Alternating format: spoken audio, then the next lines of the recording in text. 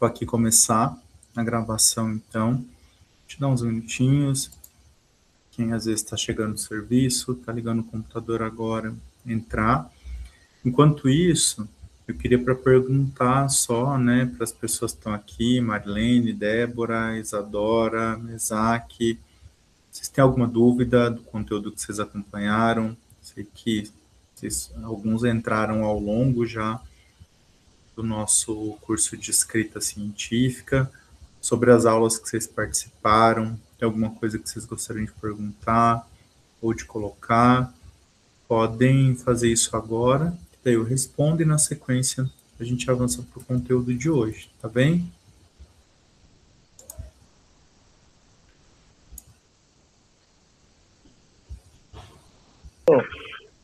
Oi, Oi, professor, boa noite.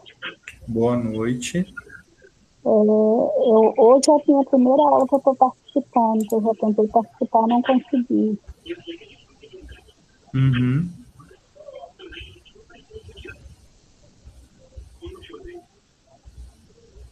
Você quer fazer alguma pergunta ou só avisar?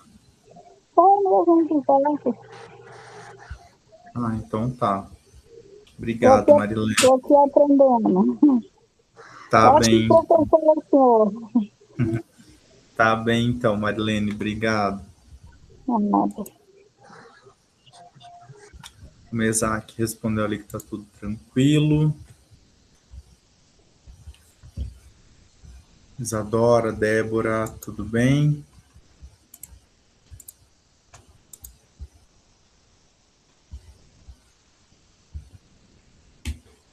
Talvez hoje, como a gente vai ver mais exemplos mesmo de mão na massa, surjam dúvidas. Então aí vocês vão levantando a mão ou perguntando no chat, caso vocês tenham alguma dúvida, tá bem? Vamos então para o nosso conteúdo. Essa é a nossa sexta aula. A gente vai falar sobre o que é fechamento, como é que a gente elabora um argumento científico. E aí, antes de fato falar sobre isso, eu queria perguntar para vocês se em diferentes momentos, assim, na escola, no trabalho, vocês já devem ter feito fichamento, eu imagino, né? Quem aí tiver com a câmera ligada pode balançar a cabeça de algum jeito, quem não pode ou fazer um joinha ou algum sinal negativo ou de atenção. Mas adoro eu vi que sim. O resumo, a Marilene também. Teoricamente, a gente pensa um resumo e toda vez que a gente olha para um texto, o que é mais fácil de pensar em fazer é um resumo do texto. E a gente faz isso para um monte de coisas, né? Quando vocês vão estar para uma prova, quando vocês vão estudar para um concurso, quando vocês estão lendo alguma coisa e depois vocês vão escrever alguma coisa sobre aquilo. Ou até mesmo quando vocês assistem um filme e depois vocês vão contar para alguém. Vocês não fazem um resumo do filme? A lógica do resumo é muito parecida com o nosso cotidiano. E aí vocês vão perceber hoje que o resumo ele tem o seu valor, mas ele tem um certo limite para o quanto ele ajuda a gente na construção de um texto acadêmico, de um texto científico. Mas saber fazer um resumo é um importante ponto de partida.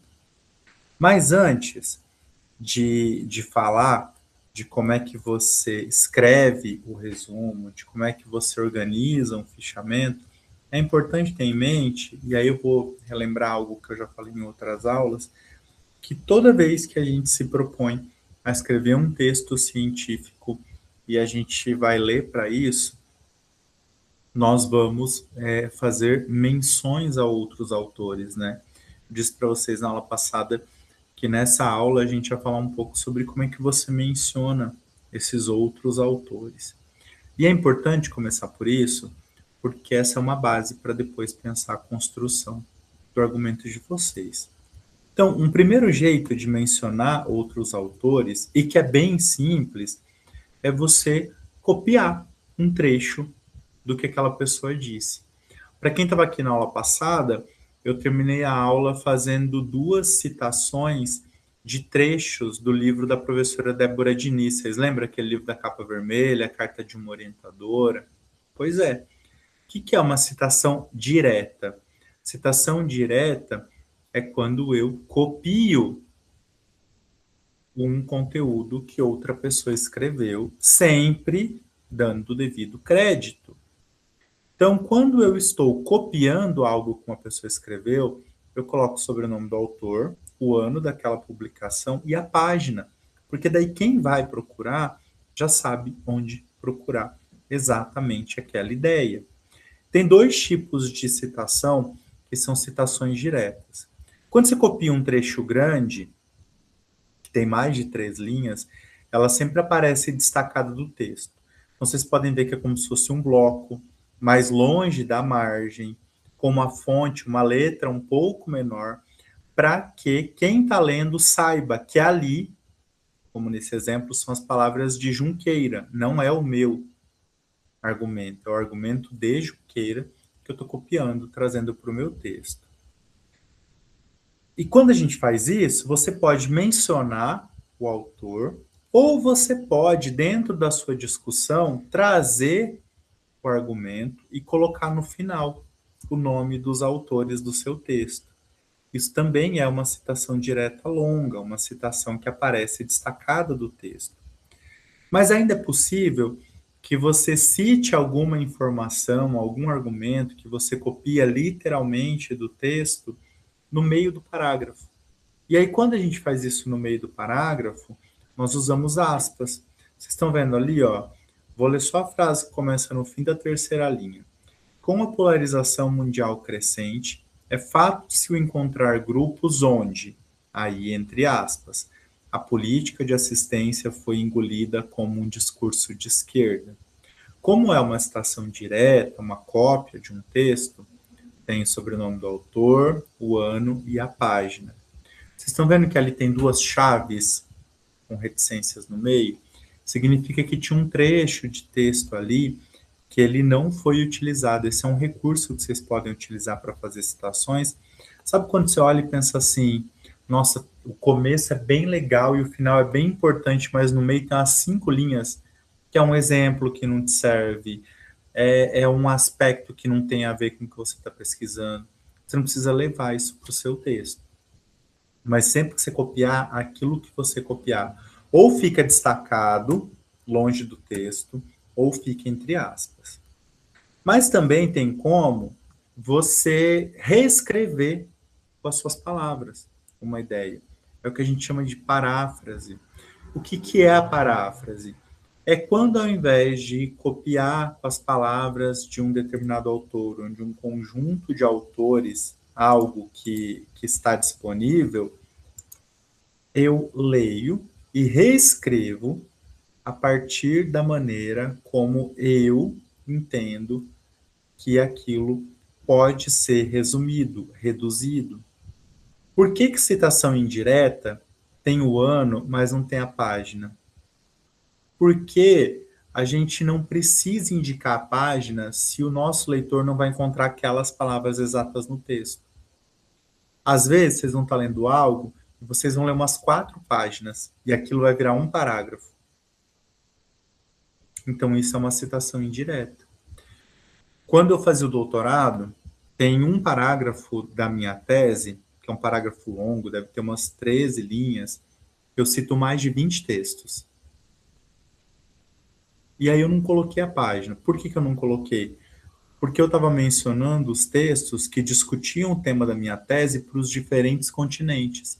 Naquele momento, era uma menção ao texto, de um modo geral, porque eu não estava entrando no detalhamento de cada um. A citação indireta, ela é mais ampla, ou é quando você olha um conceito e pensa assim, nossa, que conceito complicado, acho que se eu explicar de outro jeito, pode fazer mais sentido. Ou, se eu trouxer esse conceito junto com um exemplo, e aí uma citação indireta, pode ficar melhor no meu texto. É uma outra forma de você construir o seu argumento. E aí, tendo então essas perspectivas de que a construção de um argumento tem como ponto de partida você se basear nas suas leituras, A gente vai começar a falar agora sobre o que é o resumo. Bom, o que vocês já sabem sobre o resumo, né? O resumo, basicamente, é você ir sintetizando as ideias de um texto.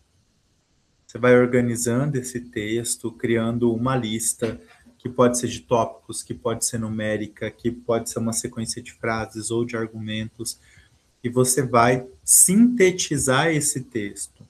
O resumo, então, ele é sempre algo menor do que o texto que você tinha, né? O que esse texto vai apresentar? Ele vai apresentar as ideias-chave, as ideias centrais daquilo que você leu. E para que serve um resumo? Ele te direciona para que você possa lê-lo mais rapidamente do que ler o texto, e aí identificar se naquele texto, a partir do resumo, tem alguma coisa que te serve para você voltar e ler o texto de novo. O que o resumo faz? Ou o que o resumo oferece, então, para você? A possibilidade de fazer leituras mais rápidas, leituras mais dinâmicas sobre o conteúdo. Digamos que ao longo da faculdade vocês vão ler muito texto, ou vocês estão lendo muitos textos. Se você, toda vez que lê um texto, fizer poucas anotações, mas não anotar o básico da estrutura do texto, quando você precisar dele de novo, você fatalmente precisa ler o texto de novo. E você vai ficar lendo os textos e procurando onde é que estava aquela informação, aquele argumento que você precisava. Se você tem bons resumos, é uma etapa que você pula. Você pode olhar os resumos e conforme você encontra as informações nos resumos, você define se vale a pena ler aquele texto de novo ou não. A ideia do resumo é que ele facilita o teu processo de retomada do conteúdo do texto. O resumo, então, ele precisa te permitir, como está escrito ali no último ponto, ó, que você decida rapidamente se você vai voltar e ler tudo ou se aquele texto não te interessa. E aí, vou voltar ao exemplo que eu dei antes, de quando você vai contar sobre um filme para alguém, ou quando alguém te conta sobre um filme que a pessoa assistiu. A maneira como a pessoa conta sobre o filme para você faz diferença para te despertar ou não o interesse por assistir o filme? Às vezes, quando a pessoa está contando, o enredo como um todo te faz ter vontade de ver o filme. Às vezes não é exatamente a história, mas é o período de tempo em que se passa a história. Ou, dependendo daquilo que você gosta, são os efeitos especiais que chamam a atenção e que estão além do enredo da história. Ou seja, tem um monte de coisas que podem chamar a nossa atenção num resumo. Ou, às vezes, a pessoa que vai te contar é uma pessoa que você sabe que tem gostos parecidos com o seu. E se o resumo que ela faz do filme é ruim, automaticamente você já vai pensar, nem vale a pena assistir esse filme. Não é mais ou menos assim que funciona?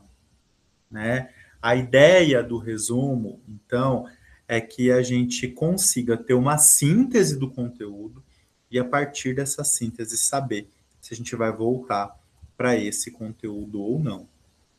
Quais são boas dicas para você elaborar um resumo? Primeiro, leia integralmente, leia atentamente o texto antes de começar a fazer anotações. Garanta que você conseguiu ter uma noção geral daquele conteúdo. Vocês lembram na aula passada, quando eu falei sobre gestão do tempo? E como é importante, no momento que vocês vão parar para fazer a leitura de um texto, vocês de fato se dedicarem exclusivamente a fazer essa leitura? Lembra que eu falei assim, no horário do teu almoço, se você compartilha o refeitório com mais um monte de gente, não é o horário certo para você ler um texto. Porque as pessoas vão falar com você, elas vão estar conversando, você vai acabar interagindo. A primeira leitura é essencial. Por quê? Não sei se já aconteceu com vocês, de começar a fazer anotações e resumir um texto na primeira vez que lê. E aí, você vai lendo e anotando, lendo e anotando. Nossa, terminei essa página, já anoto. De repente, as coisas que você anotou, na outra página, elas já não fazem mais sentido. Ou conforme você avança no texto, dúvidas que você tinha foram respondidas.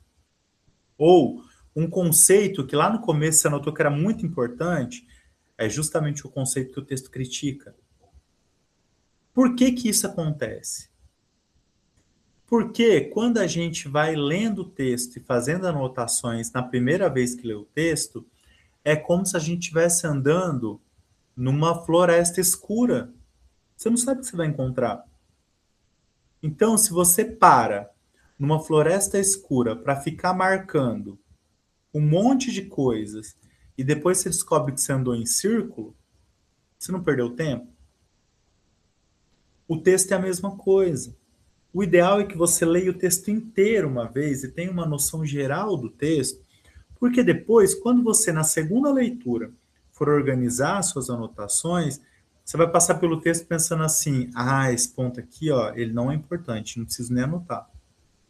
Ou, ah, esse autor eu vou anotar porque ele é o autor que a obra é criticada, e aí eu preciso anotar também qual é a crítica que esse livro sofre. Isso significa que depois que você lê o texto inteiro uma vez, com atenção, você é capaz de entender o que são as principais ideias do texto, quais são as críticas que o texto traz, quais são os aspectos que mais importam no texto, né? E aí você vai organizando com as suas palavras o seu próprio texto a partir do resumo. Na segunda leitura também, você consegue identificar trechos do texto que são muito bons e muito complexos. Quando é que a gente faz citação direta? Geralmente, quando o autor explica um conceito de uma maneira tão detalhada e tão boa que a gente pensa assim, não vou conseguir fazer tão bem assim. Ou quando tem um exemplo muito legal, você quer levar esse exemplo para o seu texto. Só que só faz sentido se um conceito está bom, se o conceito faz sentido, se o exemplo está legal, na hora que você já sabe qual é o peso que aquilo tem no texto como um todo, não é? Então é na segunda leitura que você entende o que é trecho para copiar, então fazer uma citação direta, com a devida menção dos autores, e quando você vai escrever com as suas próprias palavras. Além disso, a ideia do resumo é que ele seja simples e uma leitura rápida. Então, não fique divagando, ou como dizia minha avó, enchendo linguiça na hora de escrever o resumo. Não fique enchendo de termos técnicos que depois, na hora de ler, você vai precisar de um dicionário ou do Google para encontrar. Lembrem, o resumo tem que ser uma leitura para ser rápida. E a hora que você terminar o teu resumo, lê o resumo inteiro e pensa assim, faz sentido com o texto. Ele é adequado para o texto. Ou não, né? E aí, se ele não for, você tem que voltar e olhar de novo. Aqui, ó, eu trouxe, não está muito grande, mas é um exemplo de um resumo que eu fiz quando eu estava lá atrás estudando para o meu mestrado. E na nossa prova escrita tinha um texto chamado Participação em Teoria Democrática, da Carole Paetner. O que, que eu fiz, basicamente? Eu coloquei a referência lá em cima, aí eu coloquei o título da parte do texto que eu estava resumindo, e depois eu fui colocando o contexto daquela discussão que a autora está fazendo, qual era a pergunta, ou a questão, ou o problema que o texto estava trazendo. Você pode colocar o objetivo do texto também. E aí, na sequência, eu fui trazendo os principais argumentos. E aí o resumo é isso. São frases relativamente curtas, frases bem diretas, onde eu consigo ir encontrando as ideias centrais do texto. Então, por exemplo, ó, ali no começo, eu coloquei duas críticas grandes que o texto traz para os conceitos de teoria democrática clássica. Na sequência, eu fui colocando os autores que discutiram a importância do elitismo para a definição do funcionamento dos regimes democráticos. Ou seja, vocês percebam, por exemplo, que ali no final, onde está escrito mosca, toda a sociedade precisa de uma elite no governo e defesa das instituições representativas, eu escrevi pouco mais de uma linha. o Gaetano Mosca foi um filósofo político italiano que teve uma das principais obras de uma corrente de teoria política chamada elitismo, ou teoria das elites. E eu li o livro do Gaetano. Só que, na hora que eu estava fazendo o resumo da Pateman, ela aborda de uma maneira muito menos aprofundada. Então, eu mencionei o argumento do Gaetano Mosca, porque o resumo é um texto que a gente consiga voltar e ler de novo rapidamente. Lembrem-se disso, ok? E o que é o fichamento? O fichamento, eu diria que é um passo a mais que o resumo. E aí, pessoal, fazer um fichamento significa que você sabe fazer um resumo e então é capaz de fazer um fichamento. Por que eu estou dizendo isso? O fichamento é uma espécie de resumo mais denso. O fichamento, então, é um jeito de você organizar o seu texto, não mais para que você tenha informações básicas que te mostrem a importância de voltar a ler o texto. Georgene, pode falar, depois eu continuo.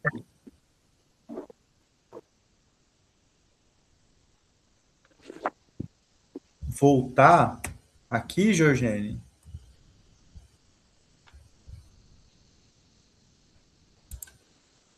Você tem alguma dúvida?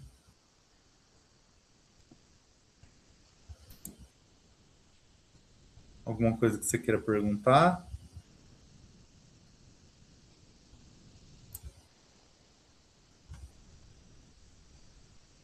Sumiu. Vou avançar, então. Qualquer coisa você coloca a sua dúvida no chat. A ideia do fichamento, então, é construir algo que seja mais denso, mais amplo do que um resumo. Por quê? Porque quando a gente constrói o fichamento, a expectativa é que você use o fichamento como base para sua escrita. O resumo é uma base para você saber se vale a pena ler o texto de novo ou não. Com o tempo, ao invés de ficar fazendo resumos, vocês devem sofisticar esses resumos e produzir fichamentos. Bons fichamentos têm tantas anotações que é muito raro a gente precisar voltar para o texto.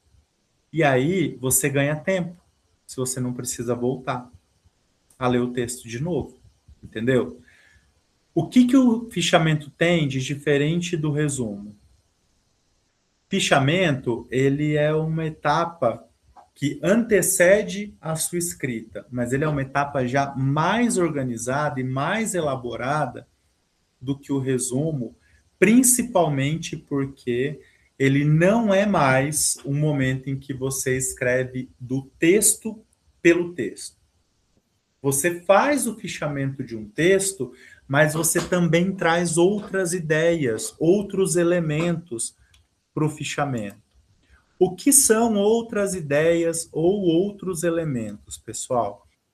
Você pode, por exemplo, no seu fichamento, trazer uma situação que você se lembra de uma notícia e fazer essa anotação em diálogo com o texto que você está fazendo as anotações.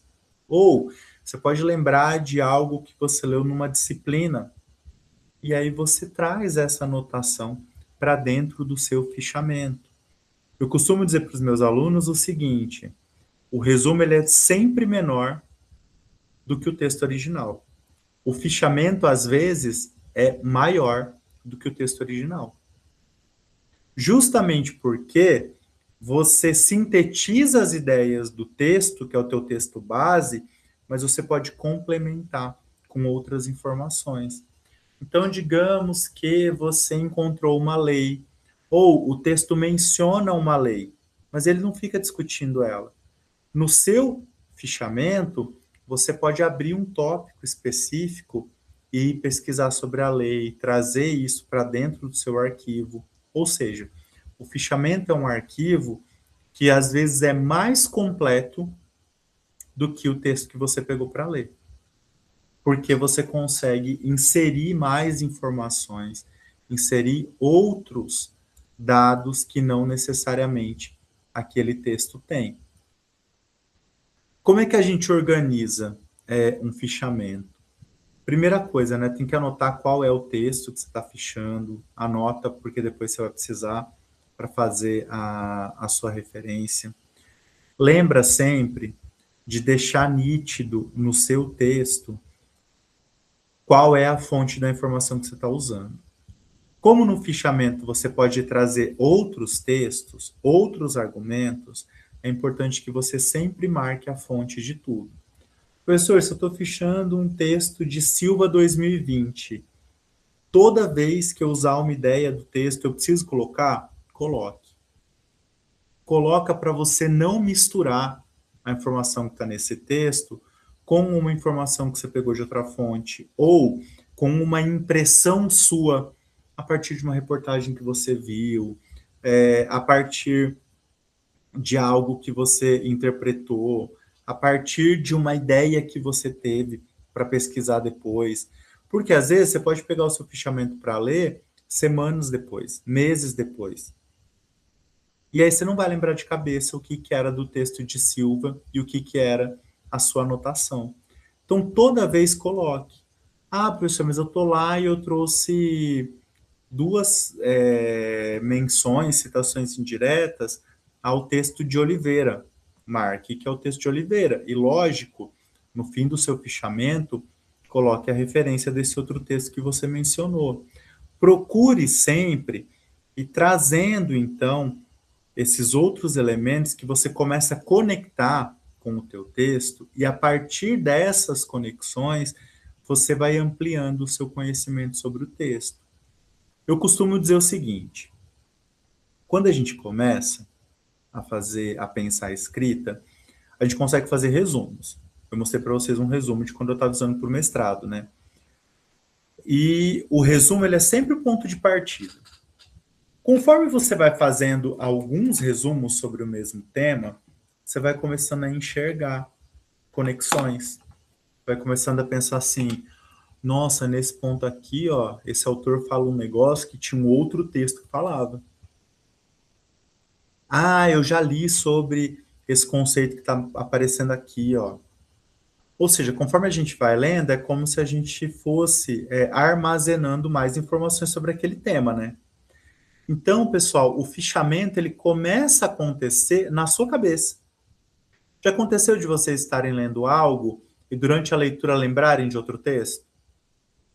Ou lembrarem, quando está lendo sobre outros períodos históricos, né, lembrarem de uma série ou de um filme. Isso é o processo básico de construção do fichamento, que é a interconexão entre as ideias. Quando você começa a perceber que você tem ideias que estão para além do texto e essas ideias têm algum tipo de conexão com o texto, você está pronto para começar a escrever o fichamento. E aí chega um ponto que você não vai ter mais um monte de arquivos de resumo. Você vai ter arquivos de fichamentos ou um arquivo muito grande com os seus fichamentos. O que eu diria para vocês que é o ideal com o passar do tempo. Porque se você tem tudo no mesmo arquivo, com um Ctrl L, você consegue procurar, né? E aí facilita demais, ao invés de você ter que ficar abrindo um monte de arquivos para procurar. Esse aqui, ó, é um exemplo de um pedaço de um fichamento de umas anotações que eu fiz quando eu estava já no doutorado. E aí vocês percebem a diferença.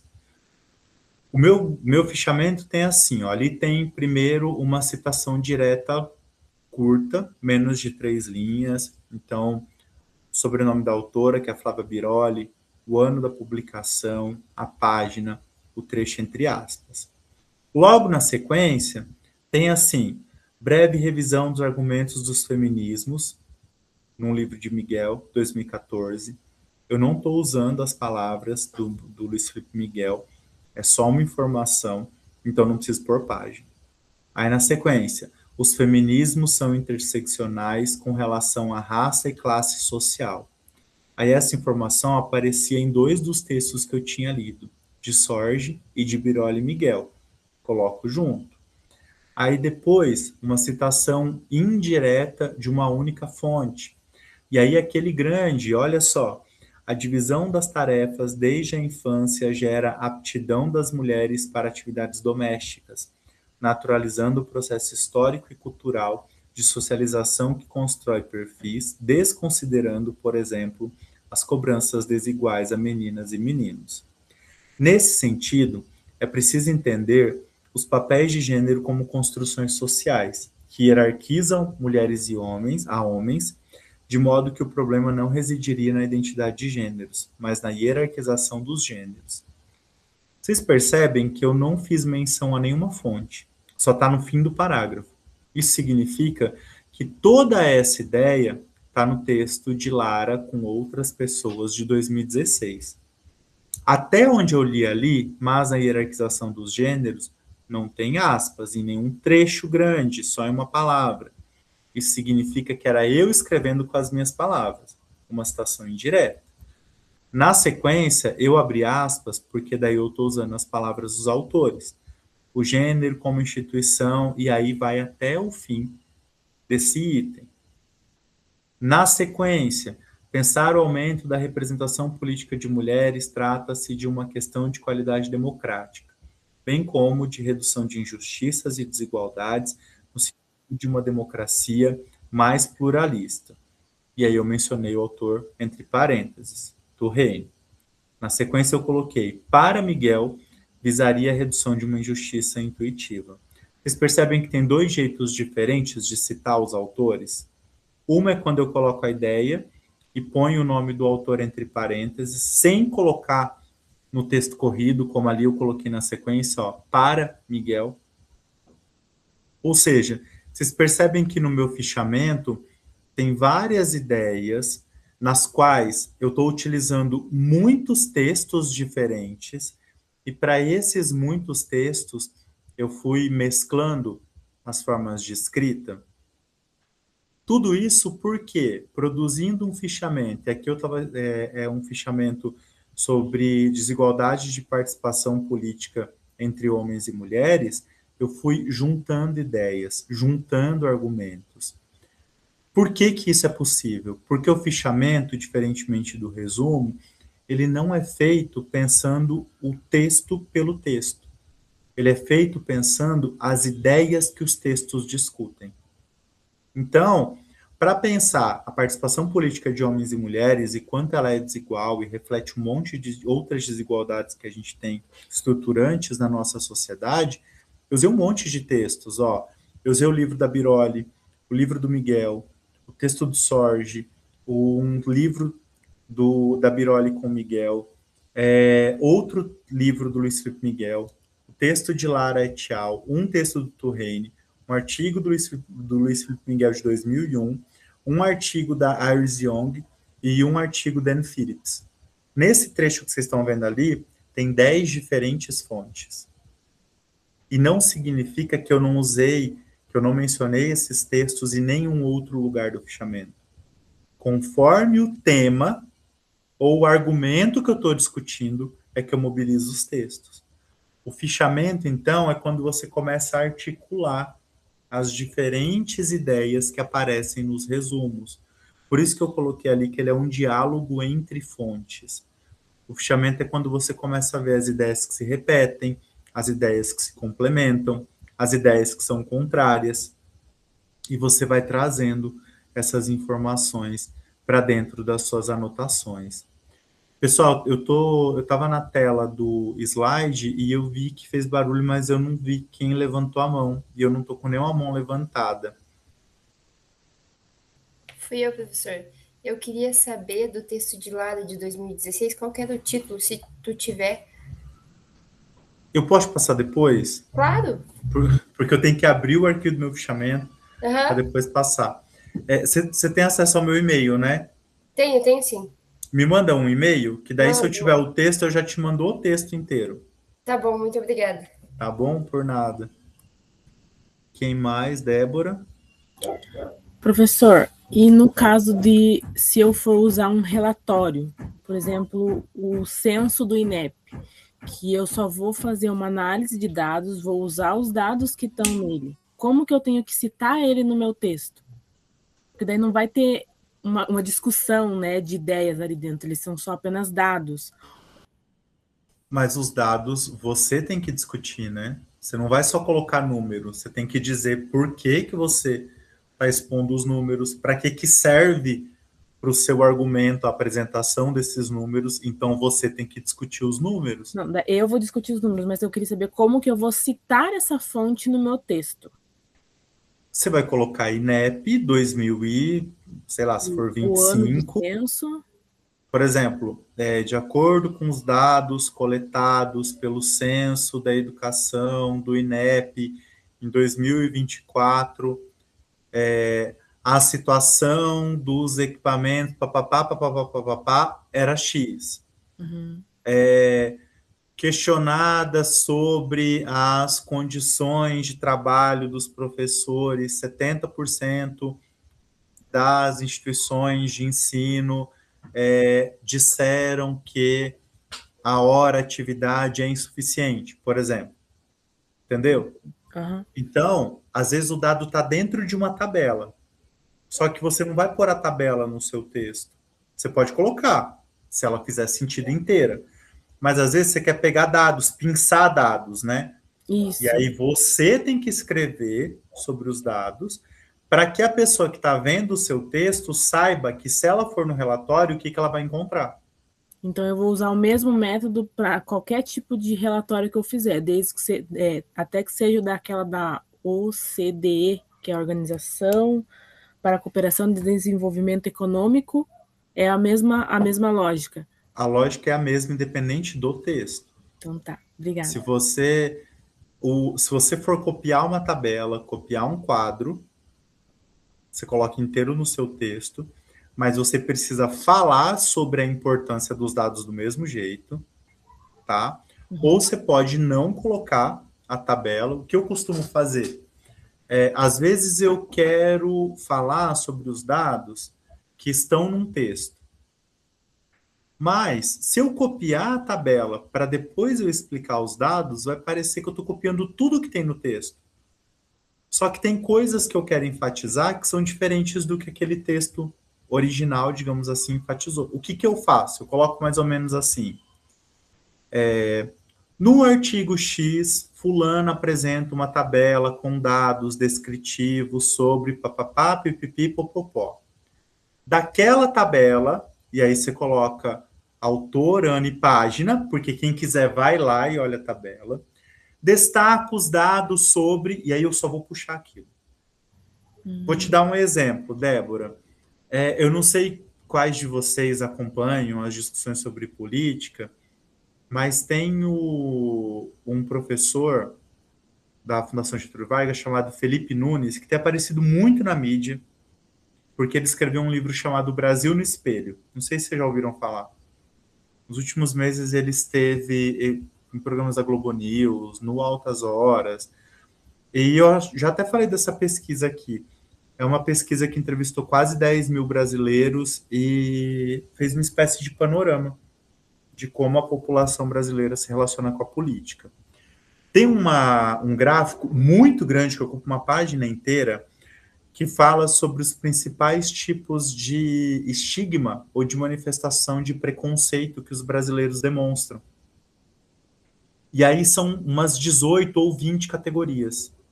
Para um artigo que eu estava escrevendo sobre violência contra pessoas LGBTs e mais, eu peguei esse gráfico, mas eu só usei a informação que falava sobre o preconceito contra pessoas LGBTs e mais.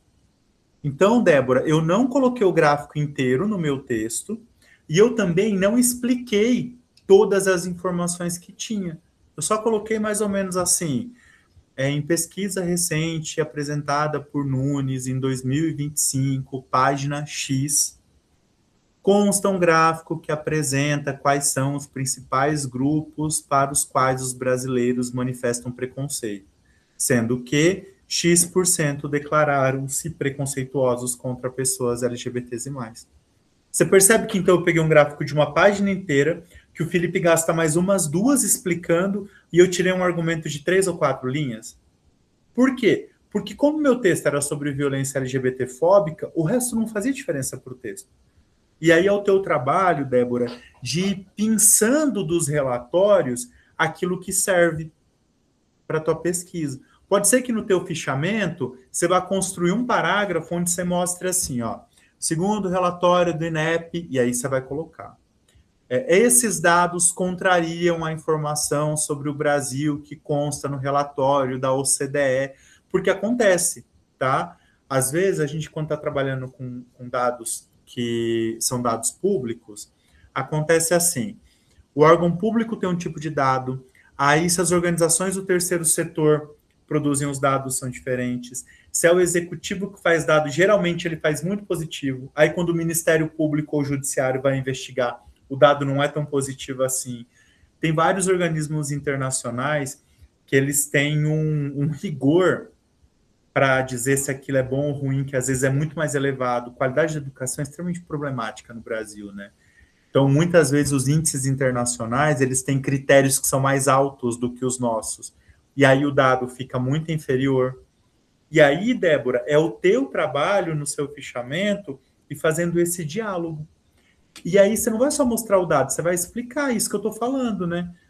Os dados produzidos pelo próprio órgão que regula a educação no Brasil são mais favoráveis do que aquele produzido por um órgão internacional, independente, que compara o Brasil com outros países e que provavelmente tem critérios mais rigorosos do que os critérios nacionais de avaliação. Percebe como você consegue construir um argumento que às vezes você já usou, sei lá, 20 páginas de cada relatório? A lógica do fichamento é que você vai conseguindo juntar isso. Logo no começo, o que você vai fazer? Você vai fazer o resumo de um relatório, o resumo de outro relatório, e quando você for percebendo que essas coisas têm conexão, aí você fala, agora vou me arriscar a começar a construir um fichamento e começar a articular essas ideias. Ficou claro para você? Você entendeu? Sim, eu estou nessa parte do resumo, estou juntando os dados, né? Porque eu tenho bastante dado para juntar. Uhum. E aí é um desafio, né? Porque parece que a gente tem que mencionar todos os dados. É, por isso que eu estava perguntando. E aí é isso, assim, você pode, às vezes, falar de um conjunto muito grande de dados de uma maneira muito rápida no seu texto.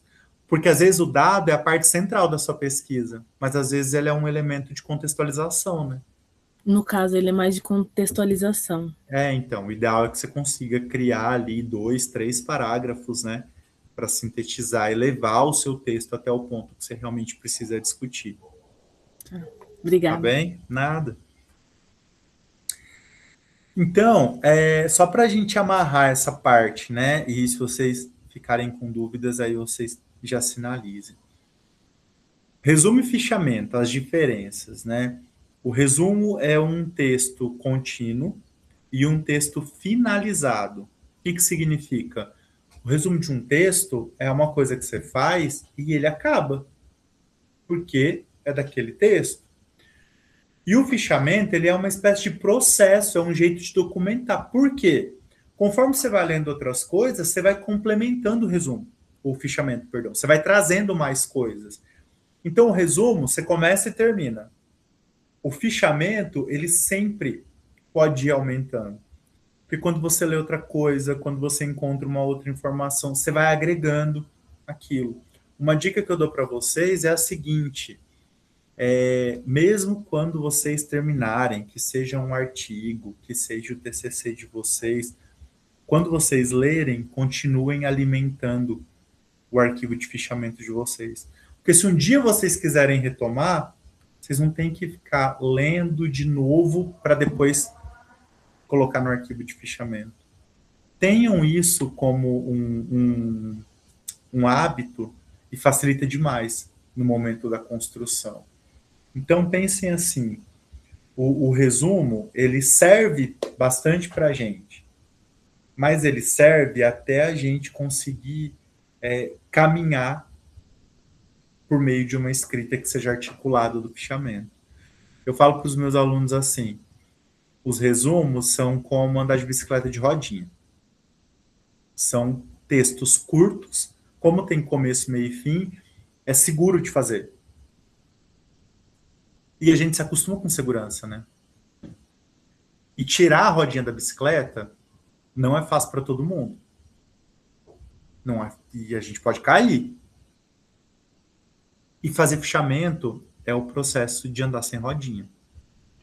Às vezes você vai pegar uma ladeira e você nunca vai saber a hora que você vai frear, a hora que você vai parar, porque você está lendo um negócio, aí você traz outra ideia, essa outra ideia te leva para outro texto, e você vai complementando e vai ampliando aquilo. Mas é quando, de fato, você começa a construir a sua identidade no processo de escrita. Lembra que eu já falei sobre isso? Sobre a importância da identidade? A ideia da identidade, ela não aparece no resumo. Ela aparece no fichamento. Por quê? Porque o resumo é sempre um processo de você lidar com a ideia dos autores daquele texto, de um texto. No fichamento, como você lida com as ideias de muitos autores, você começa a aparecer no texto. Percebam aqui, ó, que nas minhas anotações, por exemplo, aquela segunda anotação ali, ó, que tem 2 linhas, eu citei 3 textos diferentes. Aquilo ali é um momento em que eu, Éder, apareço no texto. Por quê? Porque não foi nenhum desses 3 textos que disse que eles tinham conexão. É o meu jeito de interpretar o texto. Então, eu não preciso dizer nesse parágrafo algo do tipo, eu estou afirmando que esses textos têm conexão. Quando você coloca os diferentes argumentos dos autores em diálogo, você já está aparecendo no seu texto. E por isso é importante que a gente vá construindo o fichamento. A ideia do fichamento é que você vá construindo essas ideias que agrupam informações de diferentes textos, ao invés de fazer isso, de um texto separado do outro. O fichamento, então, faz com que o seu processo de depois construir o texto fique mais rápido, porque você já tem uma noção geral daquele conteúdo e como é que aquele conteúdo dialoga entre os diferentes textos que você leu. Georgênio, eu vi que você tinha colocado uma pergunta, eu procurei já responder ela enquanto eu estava falando. Você colocou um ok, significa que eu consegui já responder enquanto eu estava explicando ali? Beleza, então. Se tiver mais dúvida, ou algum de vocês tiver alguma outra dúvida, aí vocês podem chamar, tá?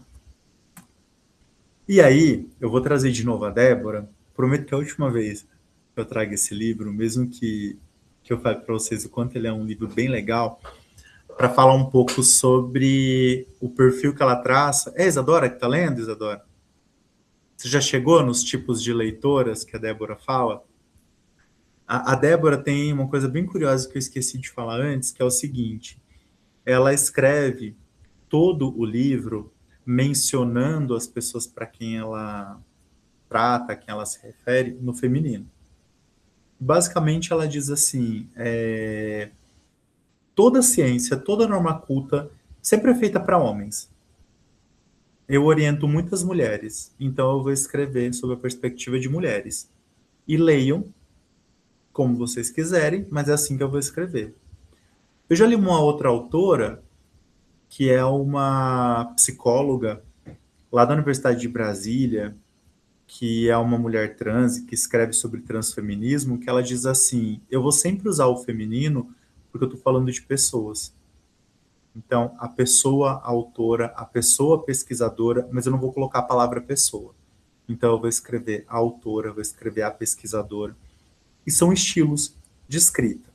A Débora fala no livro, quando ela está contando das alunas dela, né, quem vão ser, quais são os perfis de alunas que ela tem, ela fala sobre perfis de leitoras. E eu trouxe aqui como perfis de leitores e escritores, pensando que a maneira como vocês leem o texto diz muito sobre como vocês escrevem os textos. O primeiro perfil é o perfil de burocrata. Segundo a Débora, a leitora burocrata é aquela que vai cumprir o que a pesquisa pede, aquilo que o orientador ou a orientadora determina. Então, é aquela pessoa que tudo que você pedir para fazer, ela vai fazer. Se você pedir para ela ler os textos, ela vai ler, ela vai fazer as anotações. Só que ela é muito focada em replicar o que existe no texto. Do mesmo jeito que ela é uma pessoa que não tem autonomia para trazer ideias, para propor textos, para se arriscar a escrever com as próprias palavras, ela acaba, para se sentir mais segura, lendo muito, porque ela acha que quanto mais ela lê, mais ela vai ser capaz de escrever. Só que a escrita é exercício, então a gente tem que ler, mas a gente também tem que escrever. A leitora burocrata, que é a escritora burocrata para Débora, é a pessoa que enche a escrita dela de citações, só que ela pouco aparece no texto. Então, às vezes a gente pega um texto para ler e tem assim, segundo fulano de tal, aí a pessoa escreve. Conforme não sei quem, papapá, papapá. Por sua vez, fulano, só que a pessoa não fala a partir da perspectiva dela. Ela não diz se esses autores estão concordando ou não. Ela não diz o quanto aquela perspectiva é atual ou já está ultrapassada. Por quê? Porque ela só sabe resumir e ficar colocando uma informação abaixo da outra. A leitora burocrata, então, é a pessoa que ela leu muito, só que ela não parou para refletir sobre aquilo que ela leu. Ela só foi acumulando as leituras, mas ela não se preocupou em, de fato, transformar aquilo que ela leu em vários resumos num fichamento que traga um sentido para os textos. E aí ela diz assim, essa leitora, ela tem um volume muito grande de leitura, mas é um perfil ruim, porque não é um perfil que pensa sobre aquilo que leu. O segundo tipo é a leitora atriz. Esse é o tipo que daí eu vou dizer como professor, tá? Em sala de aula presencial, é o tipo que mais me incomoda. Qual é a leitora atriz ou quem é o escritor ator? É a pessoa que não leu o texto. É a pessoa que procurou um resumo na internet. É a pessoa que chegou mais cedo e escutou os colegas falando do texto. É a pessoa que vai escrever sobre algo, mas aí ela procura no Google e joga no chat GPT e fala, chat, resume isso aqui para mim, e coloca no texto. Sem que ela, de fato, saiba se aquele conteúdo está no texto. Então, dependendo de quem olha, essa pessoa falando, pensa assim, nossa, que inteligente, ela leu mesmo. Mas, gente, o professor sabe. Eu nunca passo para os meus alunos lerem um texto que eu não li. Então, se o meu aluno estiver falando uma coisa muito rasa ou uma coisa perdida com relação ao texto, ele pode estar falando com toda a convicção do mundo. Já dei aula para repórter, por exemplo. Repórter parece que tudo é uma notícia quando está falando. Mas se o cara está noticiando um negócio que é uma mentira sobre o texto que eu pedi para ler, eu vou saber. E aí a Débora fala que a gente precisa tomar cuidado para não ser esse perfil de pessoa. Então, às vezes, você vai olhar e fica assim, nossa, mas mais um artigo para ler, né? Eu li aqui esse artigo e ele fala já o que o outro autor contou, não preciso ler o outro texto. Mas e se a pessoa que está contando sobre esse texto fez uma leitura equivocada? Pode acontecer, não pode? Então, quando vocês acharem um argumento legal num texto, mas ele estiver referenciando para outro, e vocês acham que é importante, vão lá procurar o texto original. Leiam o texto na íntegra. Porque às vezes, quando você vai ler o texto na íntegra, você vai ver que a pessoa que você leu primeiro errou na interpretação.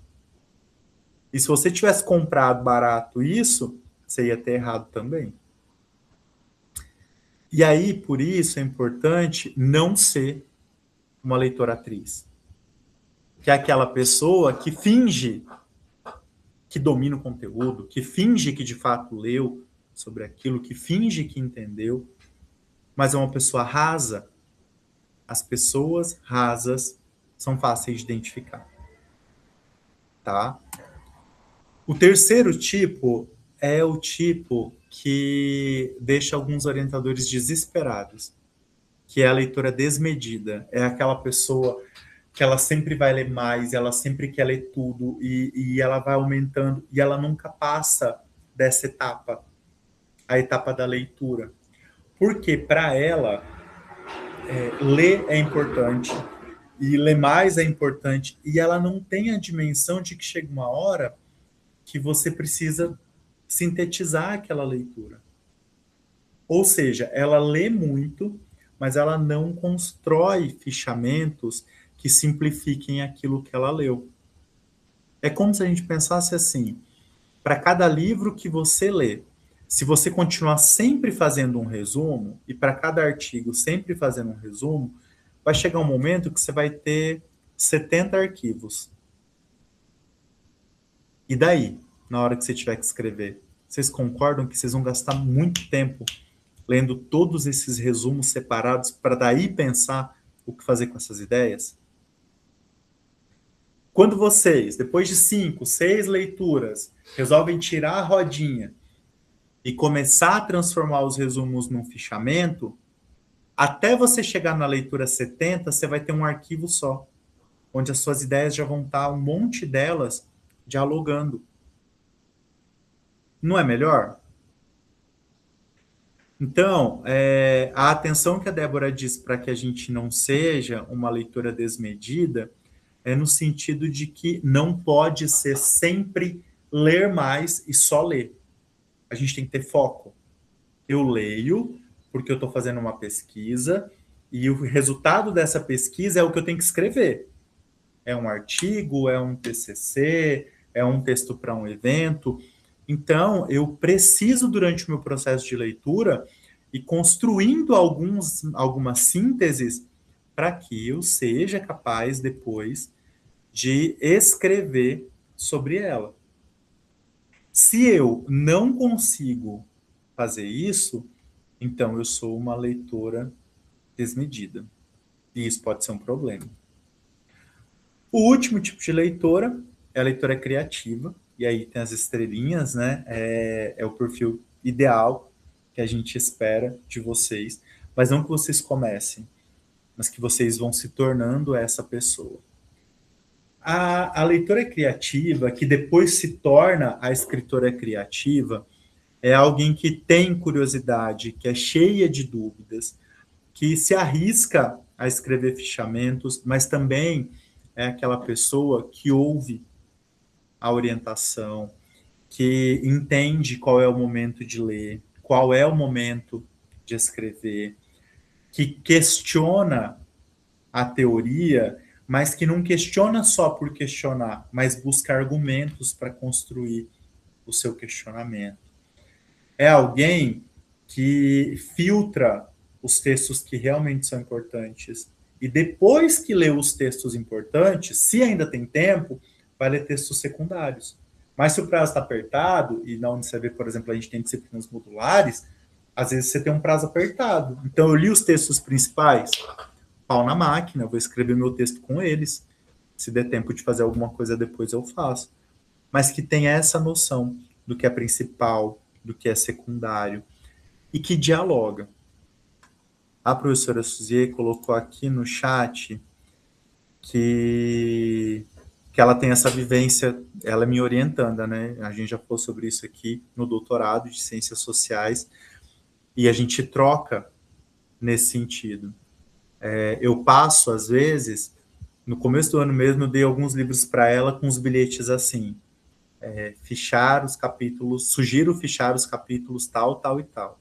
Ou seja, o livro é um livro importante, mas para a pesquisa dela, eu sugiro que os capítulos mais importantes são os capítulos X, Y e Z. eu não estou dizendo que ela não pode ler os outros. Mas eu estou dizendo que aqueles capítulos é importante que ela leia. E aí vai dar autonomia dela pensar na gestão do tempo, né?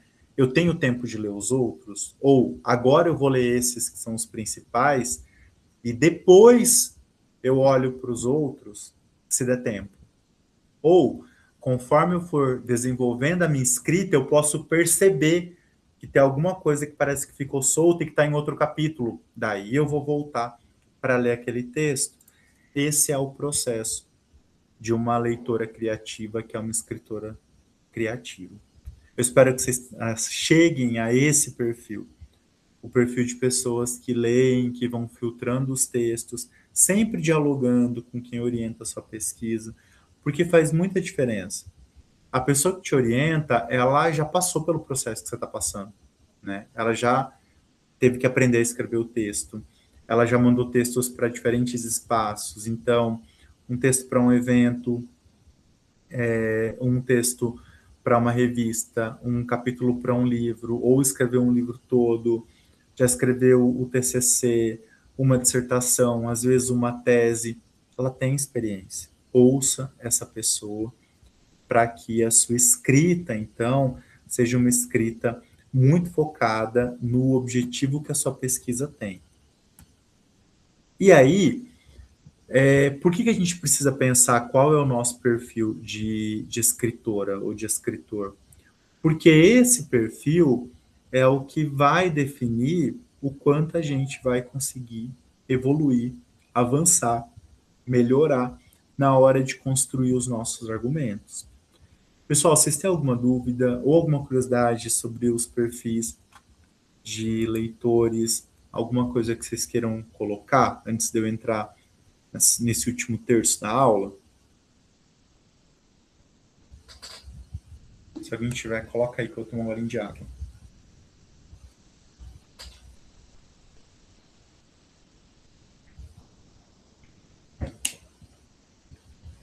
Não?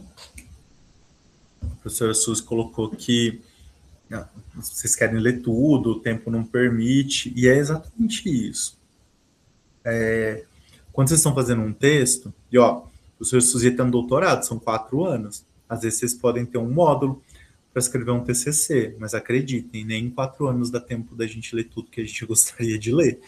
E tem coisas que você vai ler tempos depois, coisas que você vai selecionar, mas o mais importante é construir essa noção de isso aqui eu tenho que ler agora, isso aqui é central porque eu estou querendo construir, porque isso ajuda demais a organizar as ideias de vocês, tá? Vamos avançar então para pensar um pouco na ideia do que é um argumento. O argumento, ele não é só uma frase, ou ele não é exatamente um parágrafo. O argumento é como você descreve uma ideia, é como você defende algo. Quando eu estou chamando de defender, a gente também pode chamar de atacar, às vezes, né? Porque tem coisas que você vai elogiar e tem coisas que você vai criticar. Se a gente for usar, por exemplo, aquilo que eu estava falando com a Débora, né? Por vezes, principalmente no campo da educação, o que a gente vai fazer é fundamentar uma crítica a algo da maneira como o sistema educacional está organizado. Mas, independentemente de qual é a conotação daquilo que você está construindo, o argumento, ele é um conjunto de pequenas ideias que sustentam algo que você quer defender.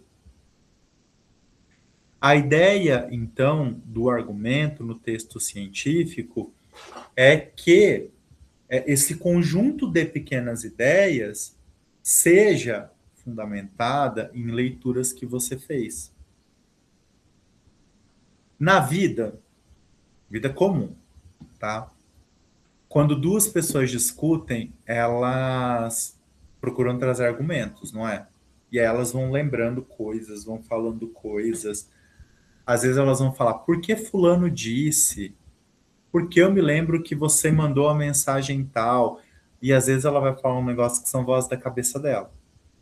Ou aconteceu um fato e cada pessoa interpretou de um jeito, e aí vira uma confusão danada simplesmente porque cada pessoa tinha uma expectativa e não falou para outra. E aí é falha de comunicação. Não pode acontecer esse tipo de coisa?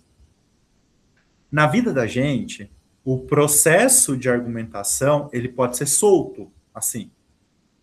Então a gente pode ir falando coisas. Tem um meme de uma moça que participou de um Big Brother, que eu não vou lembrar o número, que ela falava um negócio assim quando ela foi eliminada. Ah, eu entrei na casa levando verdades e também fake news. Você já viram esse meme? E ela não falou para as pessoas depois o que era fake news. Então, na vida comum, argumentar verdades, fake news, coisas que você acha, coisas que você sabe, coisas que alguém te falou, tudo isso pode se misturar. No texto científico, não. As ideias que vão da substância para o seu argumento, elas têm que ter fundamento. Isso significa aquilo, por exemplo, que eu estava falando com a Débora agora há pouco, né? Se na contextualização dela, ela vai mencionar vários dados de relatórios de diferentes organismos, institutos que lidam com informações sobre educação, cada um desses dados é uma informação que compõe o argumento dela sobre a importância de pesquisar e discutir sobre o tema. Então, o argumento é um conjunto de informações fundamentadas, ou seja, que você consegue referenciar a fonte, que te ajudam a mostrar a importância e a validade daquilo que você está se dispondo a discutir. Os argumentos, e aí eu falei disso na primeira aula, eles não são, então, as simples expressões das nossas opiniões. E eles não podem ser um conjunto do nosso juízo de valor. Então, por exemplo, um dos temas mais espinhosos que a gente tem hoje em dia é política. Eu não posso criticar o sistema de habitação, por exemplo, de um governo específico, qualquer que seja ele, pelo simples fato de que eu não gosto daquele partido, ou porque eu não gosto daquele governante. O meu não gostar não pode sobrepor as informações que eu tenho sobre aquele programa habitacional.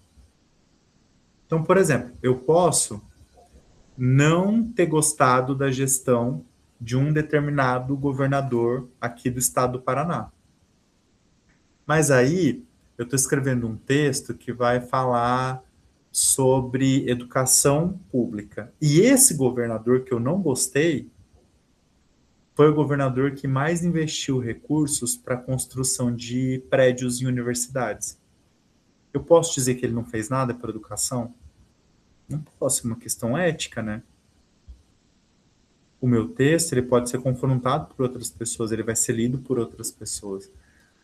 Então, a gente tem que se basear na construção do texto científico por aquilo que está publicado dentro dos espaços que são reconhecidos, mesmo que a gente, enquanto indivíduo, discorde daquela informação.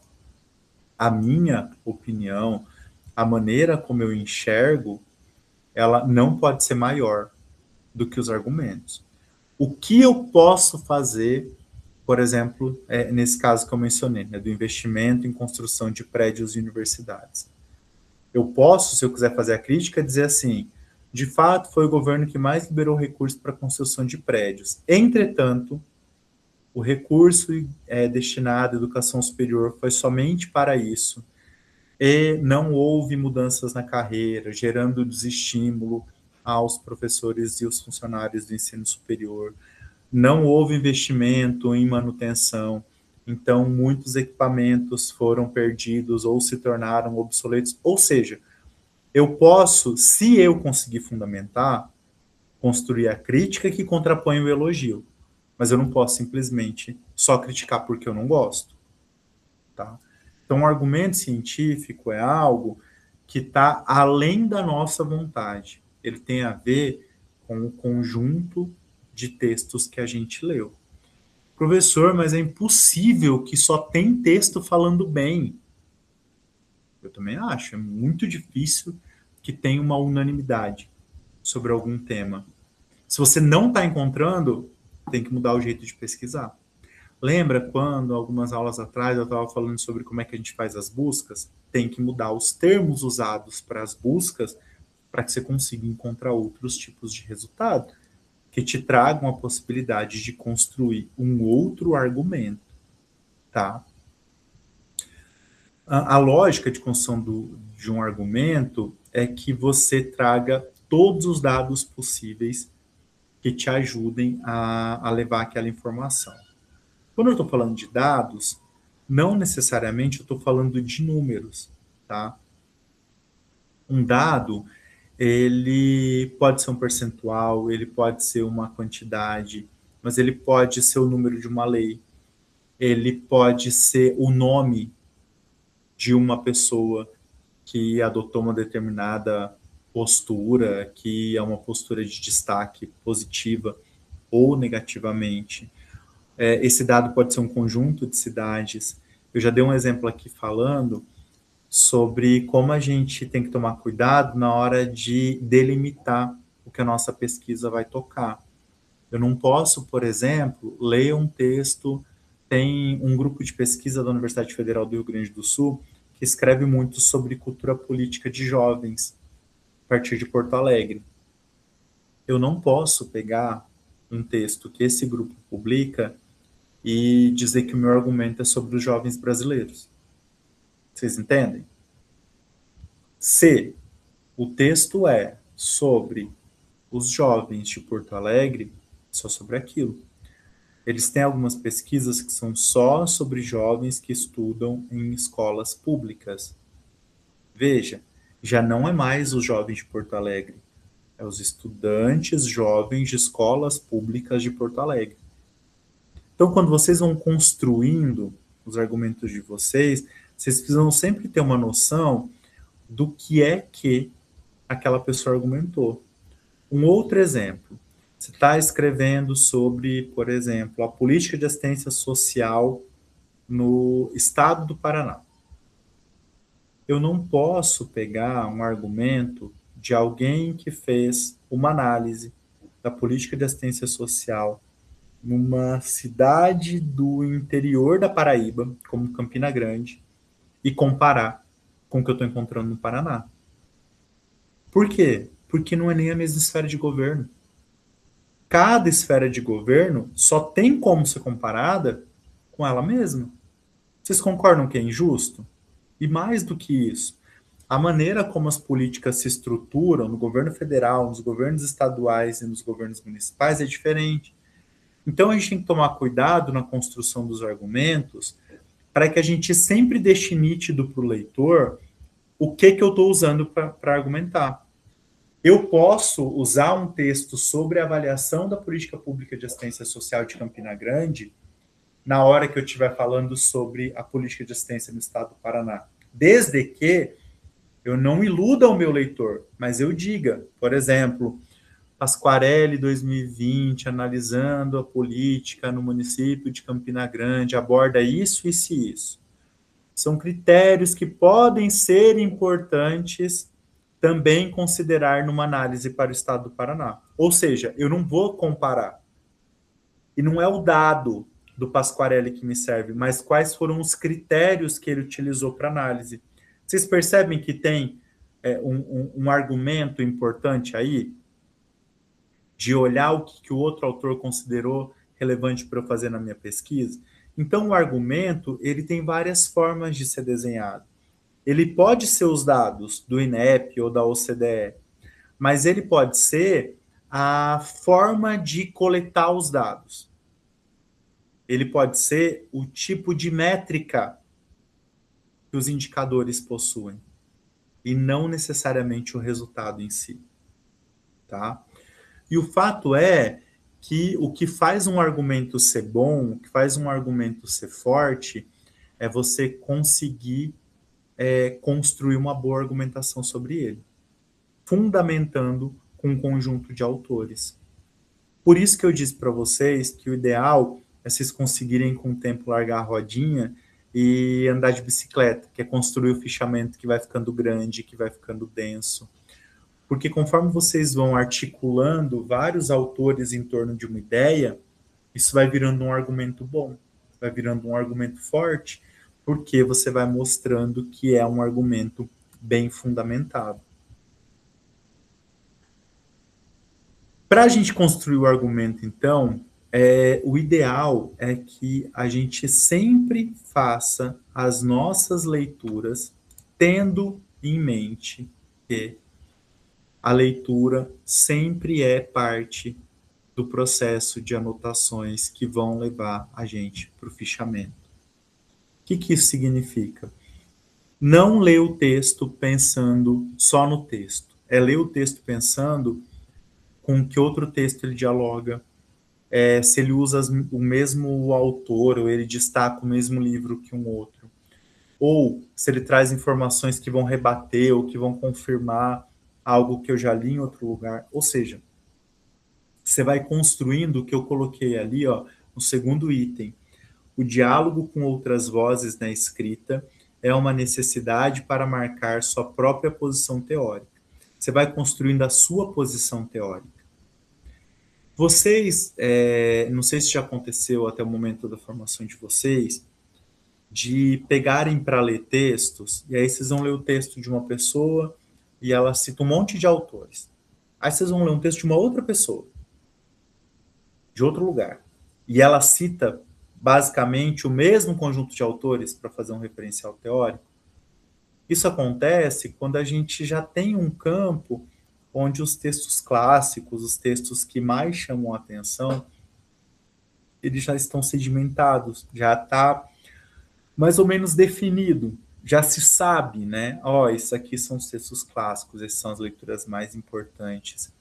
E aí, o que você vai fazer? Você vai buscar, além dessas, outras leituras para criar a sua identidade dentro do texto. É nesse sentido que você vai organizando os seus esquemas, ou até mesmo criando uma espécie de mapa conceitual. Tem uma possibilidade que é você ir criando como se fosse teia de aranha, e você vai marcando. O meu texto principal, falei algumas aulas atrás como é que a gente separa, né? Define o texto principal, ele está aqui. E aí ele tem tantas fontes, aí você vai puxando. Aí um texto secundário, ele tem 3 fontes que também estão nesse texto principal. Daí você vai vinculando aqui, mas ele traz outras fontes. E aí, conforme você vai expandindo, você vai criando um mapa. Tem softwares, por exemplo, que te ajudam a fazer esses mapas mentais, mas o principal é que você consegue, hoje, identificar quais são os principais autores, quais são os principais textos, para saber, inclusive, que não dá para ignorar esses autores. Porque às vezes a gente lê um texto e fica assim, será que esse texto é importante? Será que eu realmente preciso usar esse texto? Só um pouquinho, gente. Eu não sei na cidade de vocês, mas aqui ainda está mais de 30 graus nessa hora da noite, então eu estou com a casa fechada, porque eu moro em prédio e tem muito barulho, para poder dar aula com tranquilidade, mas aí o calor me domina. Voltando, né? E às vezes você fica na dúvida sobre usar um texto ou não, só que um texto que é muito recorrente é um texto que você sabe que você tem que usar, né? O mapa te ajuda a ver quais são esses textos principais. E aí o último ponto de construção do teu argumento é que você precisa pensar que cada argumento ele não fica solto no texto. Depois que você vai construindo os seus argumentos, você chega numa parte em que você vai juntar esses argumentos para, de fato, ter o seu texto. Então, perceba que a ideia é assim, você começou fazendo um resumo de um texto, depois outro texto, depois outro texto. Aí você vai fazer fichamento, que é ir juntando informações de diferentes textos. Aí depois você vai construir argumentos, que é pegar essas informações do fichamento e ir ligando elas, costurando.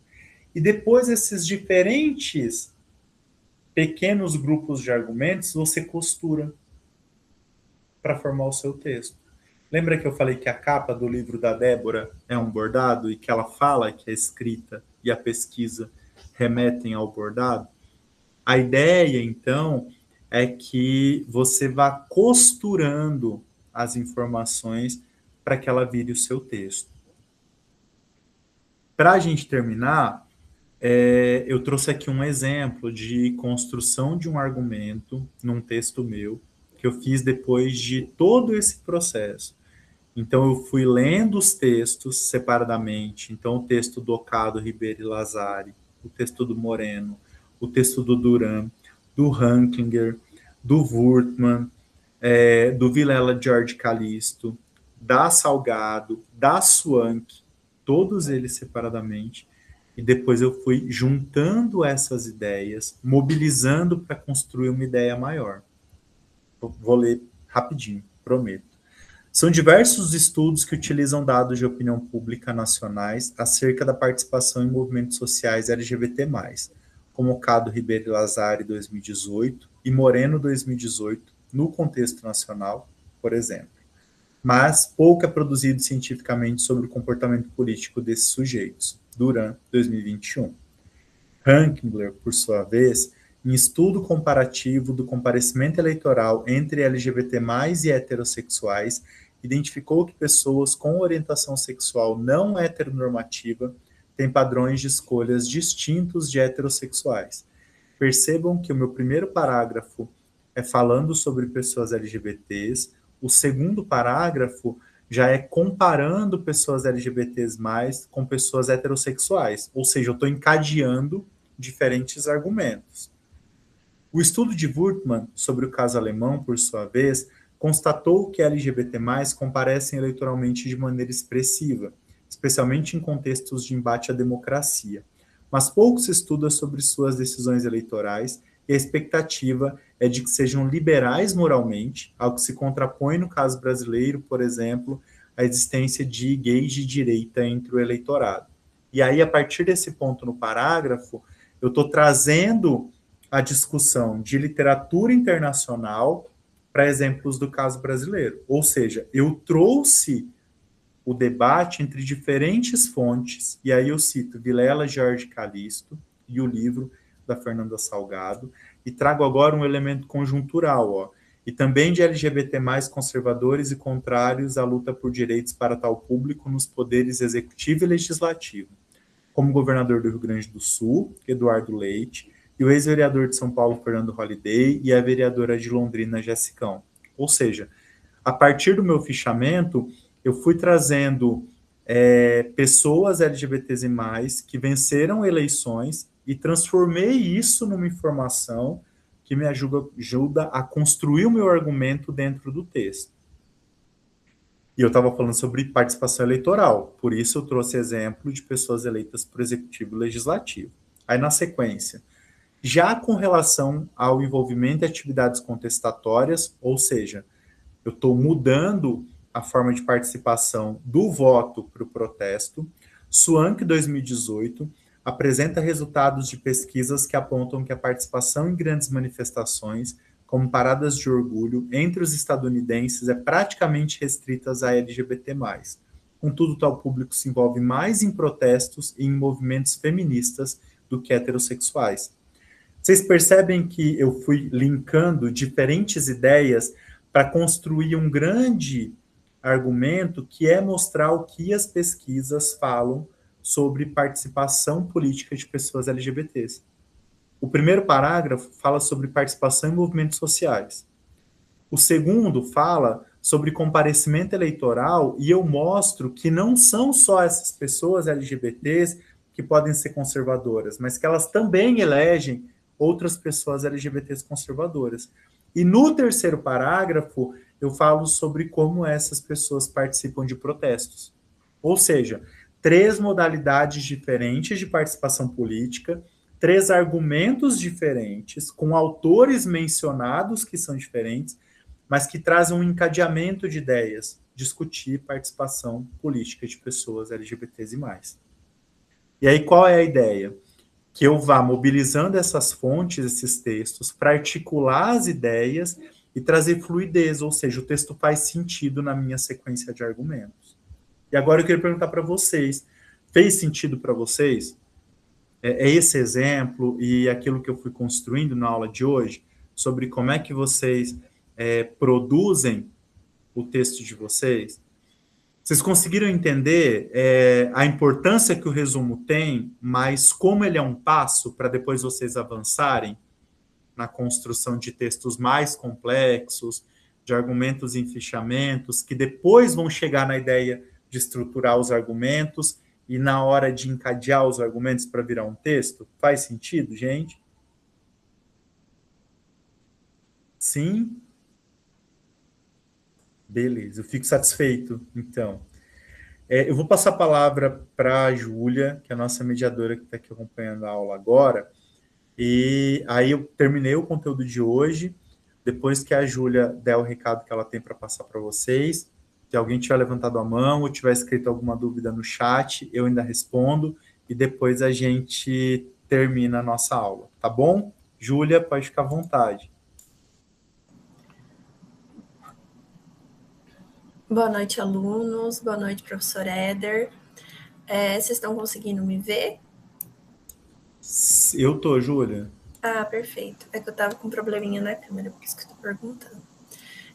Eu vou iniciar esse momento com vocês, da conexão de CV. Eu vou transmitir aqui para vocês, só um minutinho.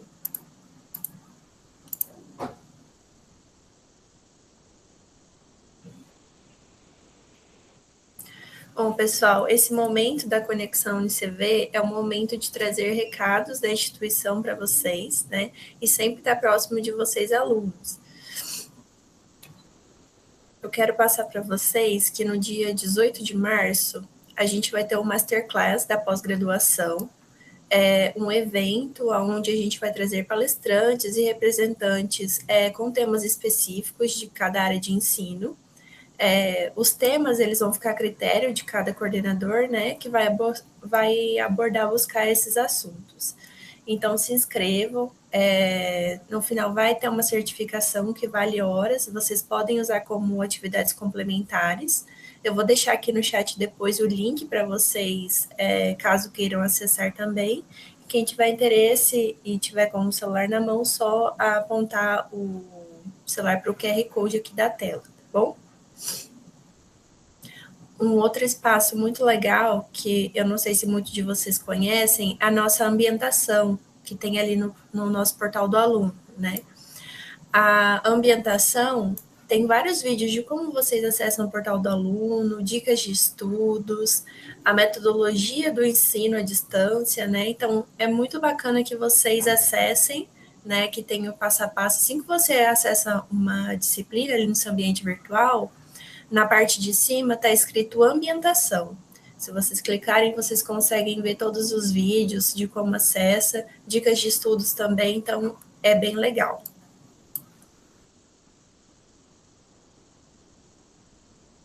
E um outro recado que eu tenho para dar para vocês é os canais de comunicação do nosso Centro de Cidadania e Ação Social.